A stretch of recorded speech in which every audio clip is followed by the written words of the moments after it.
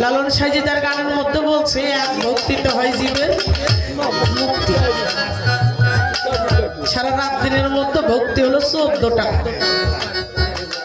তো 14টা যদি ভক্তি হয়, আমিও আজকে গানে দাঁড়ায় কিন্তু এখানে একটাই ভক্তি দিছে আর দিতে, আপনিও তাই দিছেন। কিন্তু বলতেছে দিনে রাতে 14টা ভক্তি আছে। আসলে ভক্তি আর সিজদা এটা কি এক জিনিস কিনা এটা জানার বিষয় আছে। আমরা মনের মধ্যে অনেক মতভেদ আছে যে আমরা গুরুর কাছে যে ভক্তিটা দিই আসলে এটা দেওয়া যাবে কিনা। কুরআন এবং হাদিস থেকে আপনি বলবেন যে গুরুর পায়ে যে আমরা ভক্তিটা দিই এই ভক্তিটা গুরুকে দেওয়া যাবে কিনা, এটা একটু কিন্তু জানার বিষয় আছে। কিন্তু এখানে মহৎ বলছে এক ভক্তিতে জীবের মুক্তি। যদি এক ভক্তিতে জীবের মুক্তি হয়, ওই প্রত্যেক দিন এত 14টা করে ভক্তিকে দিব। বলছে নগদ যদি কেউ পায় বাকির দিকে কেঁচায় থাকে না। তাই এখানে বলছে যে কোন চরণে ভক্তি দিলে জীবের মুক্তি হয় এক ভক্তিতে, এটা একটু কইবেন। গানের মধ্যে কথাগুলো একটু ভালো করে শোনেন আর মনে রাখেন আর শিখে রাখেন। আচারন্দ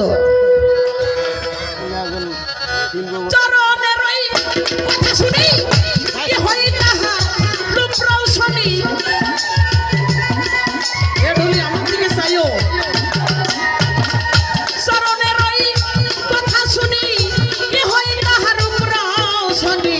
চরণে গোল আছে বা কোথায় গো দয়া, চরণে গোল আছে বা কোথায় গুরু দয়ে জানতে ইচ্ছা চরণের বিষয় জগতে জানতে ইচ্ছা চরণের বিষয় গুরু দয়ে জানতে ইচ্ছা চরণের বিষয়।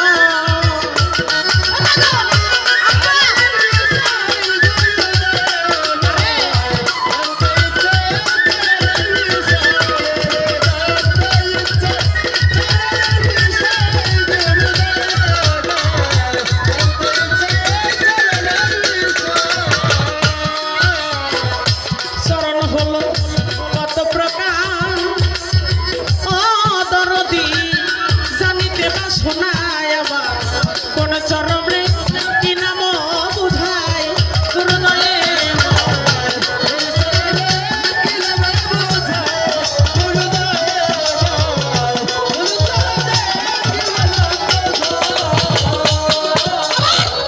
চরণ হলো কত প্রকার দরদি জানিতে বা শোনা গয়া আমার কোন চরণে কি নাম বোঝায় গুরুদয়ে কোন চরণে কি নাম বোঝায়। কোন চরণ সাথ দিলে পারে আমার শ্রাবণ জ্বালা যাবে দূরে।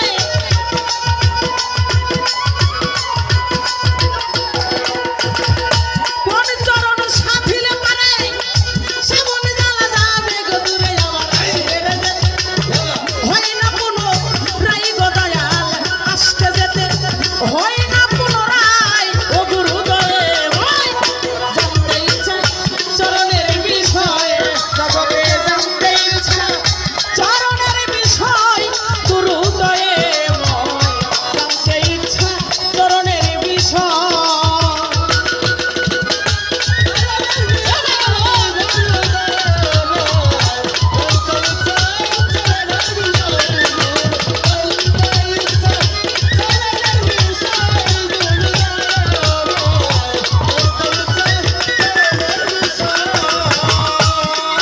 আপনি যে ভজনের কথা বলেছেন এখানে মহৎ বলছে কোন চরণে কি হয় ভজন, কোন চরণে সিদ্ধি সাধন হয় না মরণ, কোন চরণ সেবায় গুরুদয়ে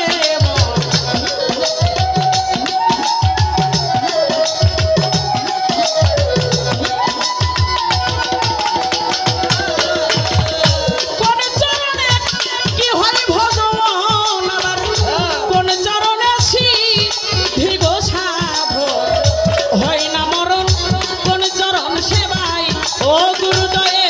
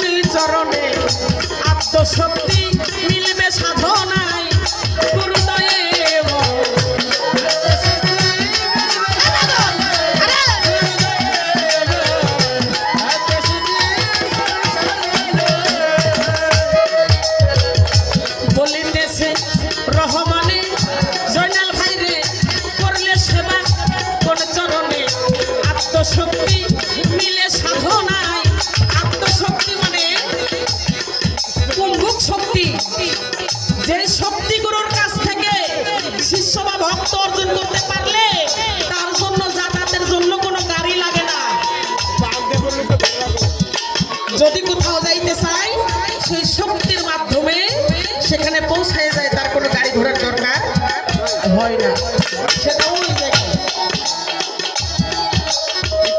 বলিতেছে রহমান করিলে সে